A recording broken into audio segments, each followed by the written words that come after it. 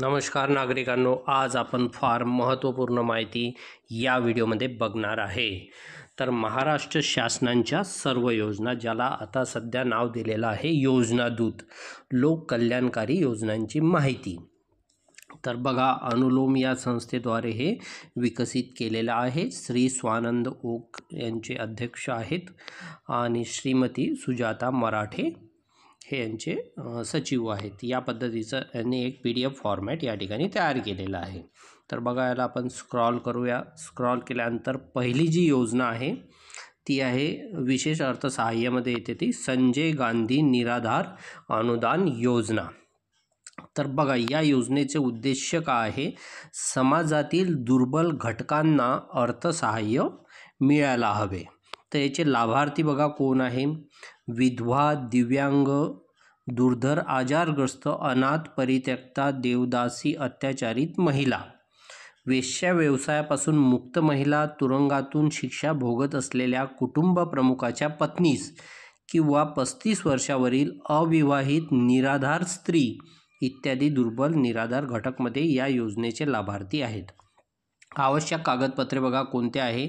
त्यांना एक अर्ज लागेल, त्यानंतर त्यांचा जो वयाचा दाखला आहे TC, ते 18 ते 65च्या दरम्यान त्यांचं वय असायला पाहिजे आणि 15 वर्षापासून तो महाराष्ट्रात रहिवासी असायला पाहिजे। विधवा महिला जर असेल तर त्याला पतीचा मृत्यूचा दाखला असणे अत्यंत आवश्यक आहे। त्यानंतर जर दिव्यांग असेल तर जिल्हा शल्यचिकित्साच्या दिव्यांगाचा दाखला आवश्यक आहे आणि जर अनाथ असेल तर अनाथाचा दाखला पाहिजे आहे। उत्पन्नाचा दाखला सर्वांना आवश्यक आहे। त्यानंतर उत्पन्न जे आहे दिव्यांगाकरता कमाल वार्षिक उत्पन्न जे आहे मर्यादा आहे ती 50,000 रुपयाच्या आत त्यांचं उत्पन्न असायला पाहिजे आणि इतर सर्व लाभार्थ्यांकरता कमाल वार्षिक उत्पन्न हे 21,000 पाहिजे आहे या योजनेकरिता। आधार कार्ड, राशन कार्ड, मतदान कार्ड, बँक पासबुक आणि रहिवासी दाखला आणि अर्जदाराचा फोटो इतक्या त्यामध्ये आवश्यक हे कागदपत्रे या ठिकाणी आहे। त्यानंतर बघा की अर्ज मंजूर झाल्यावर दरमहा 1,500 रुपये लाभ मिळणार आहे। जर त्यांचा अर्ज मंजूर झाला तर त्यांना 1,500 रुपये प्रतिमाह हा लाभ चालू होऊन जाईल। त्यानंतर अर्ज कुठे करायचा आहे? तो करायचा आहे तुम्हाला तहसील कार्यालय किंवा सेतू केंद्र या ठिकाणी तुम्हाला अर्ज करायचा आहे। तर या पद्धतीची ही पहिली योजना आहे। त्यानंतर दुसरी योजना बघा, तिचं नाव आहे श्रावण बाळ सेवा राज्य निवृत्ती वेतन योजना। तर बघा, याचे जे लाभार्थी आहे ते आहे 65 वर्षावरील निराधार वृद्ध, म्हणजे ज्यांचं वय 65 झालेलं असेल ते याच्यासाठी अप्लाय करू शकतात। कागदपत्रे त्यांना लागतात, वयाचा दाखला आहे 65 वर्ष त्यांचं वय कंप्लीट आहे तो पाहिजे आहे।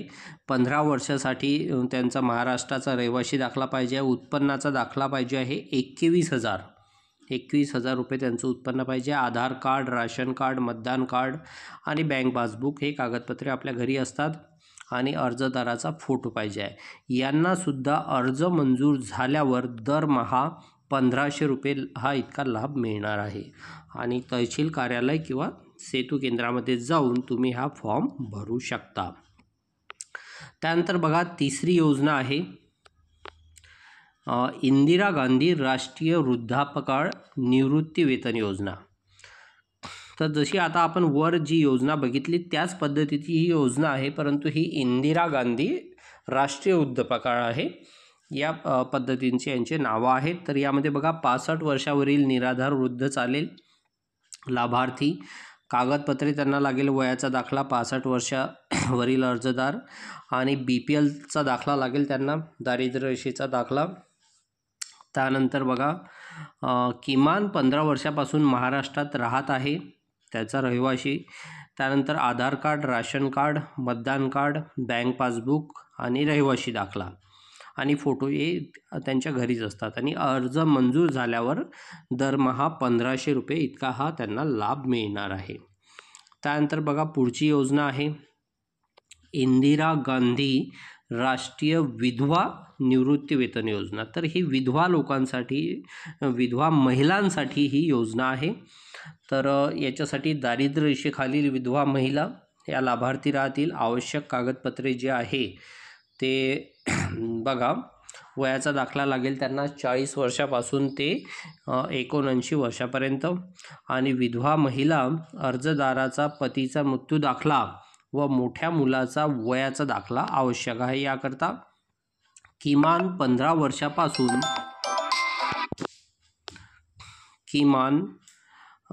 15 वर्षापासून महाराष्ट्र राज्याचे रहिवासी असणे आवश्यक आहे। त्यानंतर बघा, त्यांना अजून कागदपत्र लागतात। आधार कार्ड, राशन कार्ड, मतदार ओळखपत्र, बँक पासबुक, रहिवासी दाखला आणि अर्जदाराचा फोटो इतके कागदपत्र लागतात। अर्ज मंजूर झाल्यावर दरमहा 1500 रुपये हा तुम्हाला लाभ मिळणार आहे। आणि अर्ज कुठे करायचा आहे? तहसील कार्यालय किंवा सेतू केंद्र या ठिकाणी तुम्हाला अर्ज करायचा आहे। त्यानंतर बघा, पुढची जी योजना आहे ती आहे इंदिरा गांधी तर आता आपण बघूया प्रधानमंत्री आवास योजना ग्रामीण। तर प्रति लाभार्थी दिले जाणारे अनुदान बघा, ग्रामीण भागामध्ये 1,20,000 रुपये इतके अनुदान मिळतात आणि डोंगरी भागामध्ये 1,30,000 इतके अनुदान मिळतात। सदर लाभार्थी हा निवडीचा अधिकार ग्रामसभेत देण्यात आलेला आहे। लाभार्थी निवड प्रक्रिया, लाभार्थ्याची निवड बघा कशी होते आवास योजनेकरता। सामाजिक आर्थिक जात सर्वेक्षण 2011 मधून उपलब्ध झालेल्या यादीची माहिती आवास सॉफ्टवर उपलब्ध आहे।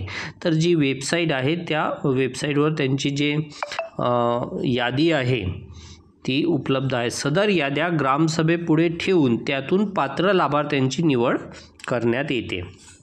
प्राधान्यक्रम यादी बेघर, खोली लाभार्थी, 2 खोली लाभार्थी म्हणजे ज्यांच्या घरी 1 खोली आहे, 2 खोली आहे किंवा बेघर आहे, ज्यांच्याकडे घर नाही आहे, याप्रमाणे निश्चित केलेली आहे। प्राधान्यक्रम यादीमधील व्यक्तींची ग्रामसभेद्वारे निवड करतेवेळी खालील निकषावरील गुणांकनानुसार प्राधान्यक्रम देण्यात यावे। तर बघा, एक आहे 16 ते 59 वयोगटातील व्यक्ती, आणि दुसरा आहे व्यक्ती नसलेले कुटुंब। दुसरा आहे महिला कुटुंब प्रमुख, 16 ते 59 वयोगटातील प्रौढ व्यक्ती नसलेले कुटुंब, आणि तिसरा आहे 25 वर्षावरील अशिक्षित निरक्षर व्यक्ती असलेले कुटुंब, आणि चौथा आहे अपंग व्यक्ती कुटुंब ज्यात शारीरिकदृष्ट्या प्रौढ व्यक्ती नाही, आणि पाचवा आहे भूमिहीन कुटुंब ज्यांचं उत्पन्न स्त्रोत मोलमजुरी आहे, ज्यांच्याकडे शेती नाही आहे त्यांना सुद्धा हे योजना मिळू शकते। आणि अर्ज करायचा आहे तुम्हाला ग्रामपंचायतमध्ये किंवा पंचायत समितीमध्ये, आणि याचं जे आहे यादी हे ग्रामसभेद्वारेच तयार करण्यात येईल। त्याच पद्धतीची योजना आहे प्रधानमंत्री आवास योजना शहरी भागामध्ये बघा, इन सिटू झोपडपट्टी पुनर्विकास। तर जे लोक झोपडपट्टीमध्ये राहतात, जमिनीवर पात्र झोपडपट्टी धारकांसाठी खाजगी सहभागातून घरे बांधून पुनर्वसन करणे हा सरकारचा उद्देश आहे। दुसरा आहे क्रेडिट लिंक सबसिडी योजना। यामध्ये घरे बांधण्यासाठी आणि सध्याच्या घरांच्या नूतनीकरणासाठी 6 लाख ते 12 लाख रुपयांच्या गृहकर्जावर कमी व्याजदरावर केंद्रीय अनुदानाची तरतूद करते। तर 6 लाखापर्यंत कर्ज तुम्हाला शहरी भागामध्ये मिळू शकते। त्यानंतर बघा, भागीदारी परवडणारे घरे। राज्य केंद्रीय एजन्सीमार्फत EWS श्रेणीसाठी खाजगी क्षेत्राच्या भागीदारीतून 1.5 लाख रुपयाचा केंद्रीय सहाय्याने परवडणारे गृहनिर्माण प्रकल्प उभारतील। तर बघा, जे EWS मध्ये येतात 35%, तर त्यांना हे 1.5 लाख रुपये घर उभारण्याकरता मिळणार। त्यानंतर चौथा आहे लाभार्थ्यांच्या नेतृत्वाखालील वैयक्तिक घरं। जसं EWS श्रेणीतील लोक एकतर नवीन घर बांधू शकतात किंवा 1.5 लाख रुपये केंद्राचे आणि राज्याचे 1 लाख असे मिळून स्वतःचे घर वाढवू शकतात अशी तरतूद करते. तर या 4 बाबी तुम्हाला इथे आवास योजनेमध्ये दिलेल्या आहे शहरी भागाकरता. तर बघा मी तुम्हाला हे त्याचं बेनिफिट सांगितलेलंच आहे ग्रामीण भागात आणि शहरी भागामध्ये. तर यामध्ये 30 चौरस मीटर 25 चौरस मीटर अशा पद्धतीचं त्यांनी घराचं बांधकाम दिलेलं आहे. या एरियामध्ये तुम्ही बांधकाम करू शकता. त्यानंतर बघा रमाई आवास योजना. रमाई आवास योजनाचं तुम्ही नाव ऐकलेलं आहे. तर बघा हे कोणासाठी आहे, ही अनुसूचित जाती म्हणजे SC व नवबौद्ध घटकांसाठी यांच्यासाठी आहे. ही 269 चौरस फूटचं घरकुल तुम्हाला मिळते. योजनेचे निकष आहे महाराष्ट्राचा रहिवासी पाहिजे 15 वर्षाचा आणि त्यांच्याकडे बेघर किंवा पक्के घर नसावे.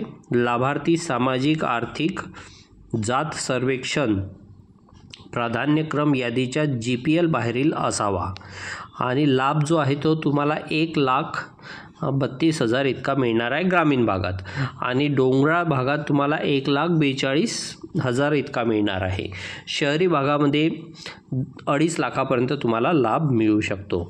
तर अर्ज तुम्हाला करायचा कुठे आहे, रमाई योजनेचा स्थानिक स्वराज्य संस्था ज्या असतात तिथे तुम्हाला रमाई आवास योजनेचा अर्ज करायचा आहे.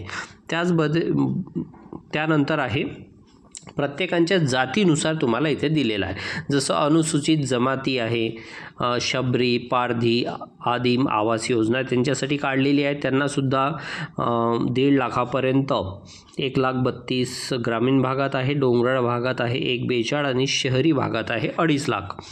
योजनेचे जे निकष आहे ते त्याच पद्धतीचे आहे. त्यांच्याकडे पक्के घर नसावे किंवा बेघर असावे किंवा महाराष्ट्र राज्यातील 15 वर्षाचं त्यांचं रहिवासी प्रमाणपत्र असलं पाहिजे.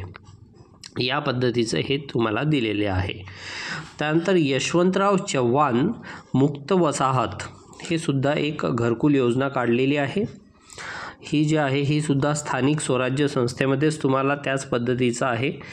तर याच्यामध्ये प्राधान्य कोणाला आहे, जे पूरग्रस्त क्षेत्र आहे किंवा पालात राहणारे गावोगावी भटकंती जे लोक असतात, घरात कोणीही कमावत नाही, विधवा आहे, परित्यक्त आहे, अपंग महिला आहे यांच्यासाठी ही योजना आहे. किंवा कोणी झोपडपट्टीतले आहे, कच्चेवर पालामध्ये राहणारा असावेत. या पद्धतीचे जर भटक्या जमाती जर असेल तर त्यांच्यासाठी ही यशवंतराव चव्हाण नावाची घरकुल योजना आहे. त्यानंतर बघा मोदी आवास घरकुल योजना. यामध्ये आवास प्लसमधील प्रतीक्षा यादीत नाव असणे आवश्यक आहे आणि आवास प्लस प्रणालीवर नोंद झालेले परंतु ॲटोमॅटिक सिस्टीमद्वारे पात्र लाभार्थी पाहिजे आहे. जिल्हा निवड समितीने शिफारस केलेले लाभार्थी. तर जे जिल्हा निवड समिती आहे तिथून शिफारस याला मिळालेली पाहिजे. याचंसुद्धा अनुदान तेवढंच आहे. ग्रामीण भागात 1,20,000 आणि डोंगराळ भागात आहे 1,30,000. आवश्यक कागदपत्रे आहे तुमच्याकडे 7/12 असणे आवश्यक आहे. त्यानंतर मनरेगा, जॉब कार्ड, आधार कार्ड, राशन कार्ड, जातीचे प्रमाणपत्र आणि बँक पासबुक या पद्धतीचं आपल्याला इथे दिलेलं आहे. तर असे वेगवेगळे यामध्ये आपल्याला आवास योजनेसाठी वेगवेगळ्या योजना ह्या गव्हर्नमेंटनी काढलेल्या आहेत. त्यानंतर बघा आयुष्यमान भारत हेल्थ अकाउंट म्हणजे आरोग्याशी संबंधित योजनासुद्धा काढलेल्या आहे. आभा कार्ड ज्याला आपण म्हणतो. तर याची आवश्यक कागदपत्रे आहे आधार कार्ड आणि आधार लिंक मोबाईल नंबर. तर आभा कार्ड हे सर्वांसाठी आहे, सर्वांनाच याचा लाभ मिळू शकतो. तर याचे फायदे बघा, या कार्डचे फायदे आहे उपचारांसाठी प्रत्यक्ष अहवाल कागदपत्रे घेऊन जाण्याची गरज नाही, म्हणजे या कार्डवरून सर्व माहिती त्यांना मिळते. आभा कार्डमध्ये ब्लड ग्रुप, आजार याची संपूर्ण माहिती असेल. मिशन अंतर्गत प्रत्येक व्यक्तीसाठी युनिक हेल्थ कार्ड बनविले जाणार आहे. ऑनलाईन उपचार, telemedicine, E-pharmacy, personal health record या सुविधा तुम्हाला त्यामध्ये मिळणार आहे. आणि वैद्यकीय अहवाल जो आहे तो मेडिकल इन्शुरन्स कंपनीला शेअर करता येईल. तर कार्ड कसे काढायचे आहे तुम्हाला, त्याच्यासाठी नॅशनल डिजिटल हेल्थ वेबसाईट दिलेली आहे. तर इंटरनेट कॅफेमध्ये जाऊन तुम्ही हे कार्ड काढू शकता. त्यानंतर बघा आयुष्यमान भारत प्रधानमंत्री जन आरोग्य योजना, ज्याला PMJAY म्हणतात, आणि त्याचसोबत आहे महात्मा ज्योतिराव फुले जन आरोग्य योजना, ती सुद्धा आहे. तर या दोन्ही याचा उद्देश जो आहे तो सारखाच आहे. कुटुंब प्रतिवर्षी बघा, प्रति कुटुंब प्रतिवर्षी 5 लाखपर्यंतचं आरोग्य संरक्षण आहे. आर्थिकदृष्ट्या गरीब जनतेला वैद्यकीय सुविधा पुरवणे हा याचा उद्देश आहे. सर्व शासकीय रुग्णालय अंगीकृत रुग्णालय मार्फत उपचार होणार आहे. तर त्याची आकडेवारी या ठिकाणी दिलेली आहे. तर लाभार्थी बघा कोण आहे. सामाजिक आर्थिक जातनिहाय जनगणनेत नोंदणी असणे आवश्यक आहे. आणि अंत्योदय अन्न योजनेचे कुटुंब म्हणजे ज्यांच्याकडे राशन कार्ड आहे, पिवळे किंवा अन्नपूर्णा योजनातले किंवा केसरी राशन कार्ड सुद्धा चालेल. शुभ्र शिधापत्रिका धारक कुटुंब, शिधापत्रिका नसलेले कुटुंबसुद्धा याला अप्लाय करू शकतात. आश्रमशाळेतील विद्यार्थी, अनाथालयातील मुले, आश्रमातील महिला, ज्येष्ठ नागरिक, पत्रकार कुटुंब, बांधकाम कामगार हे सर्व यामध्ये अप्लाय करू शकतात. अपघातात जखमी महाराष्ट्राबाहेरील देशाबाहेरील रुग्णसुद्धा याला अप्लाय करू शकतात. तर या पद्धतीचं आहे. तर तीच ही एक योजना आहे. आवश्यक कागदपत्रे सांगितलेले आहे तुम्हाला. राशन कार्ड पाहिजे आहे, आधार कार्ड पाहिजे आहे आणि महाराष्ट्राचा रहिवासी पुरावा. अर्ज कुठे करायचा तुम्हाला? अंगीकृत रुग्णालयातील आरोग्य मित्र रुग्णाला लाभ मिळवून देण्यासाठी मदत करेल. तर बघा, सरकारी दवाखान्यामध्ये एक आरोग्य मित्र असतो, त्याच्याद्वारे तुम्हाला याचा लाभ मिळू शकते. त्यानंतर बघा, मुख्यमंत्री सहायता निधी. मुख्यमंत्री सहायता निधी याचे उद्दिष्ट बघा काय आहे. खालील प्रसंगी आर्थिक किंवा अन्य स्वरूपात मदत करणे. तर यामध्ये आहे, पहिला पॉईंट आहे, राज्यातील तसेच उर्वरित देशातील नैसर्गिक आपत्तीमधील आपत्तीग्रस्त व्यक्तींना मदत करणे.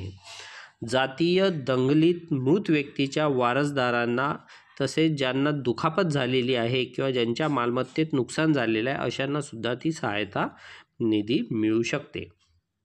दहशतवादी हल्ल्यात मरण पावलेल्या, दुखापत झालेल्या व्यक्तींना सुद्धा सहायता निधीचा लाभ मिळेल. रुग्णांना उपचार किंवा शस्त्रक्रिया करण्यासाठी, अपघाती मरण पावलेले मोटार, रेल्वे, विमान, जहाज अपघात वगळता व्यक्तींच्या वारसांना, आर्थिक आणि अन्य स्वरूपात मदतीची आवश्यकता असणाऱ्या विविध संस्थांना, शैक्षणिक सामाजिक चर्चासत्रे आयोजित करण्यासाठी, शैक्षणिक वैद्यकीय आस्थापनाच्या इमारती बांधण्याकरिता अन्य स्वरूपात मदत करणे हा याचा उद्देश आहे. तर अर्ज कुठे करायचा आहे आपल्याला त्याची सुद्धा बघा वेबसाईट इथे दिलेली आहे. cmrf.maharashtragovernment.in या वेबसाईटवर जाऊन तुम्हाला अर्ज करायचा आहे. तर या पद्धतीच्या या गव्हर्नमेंटच्या योजना आहे.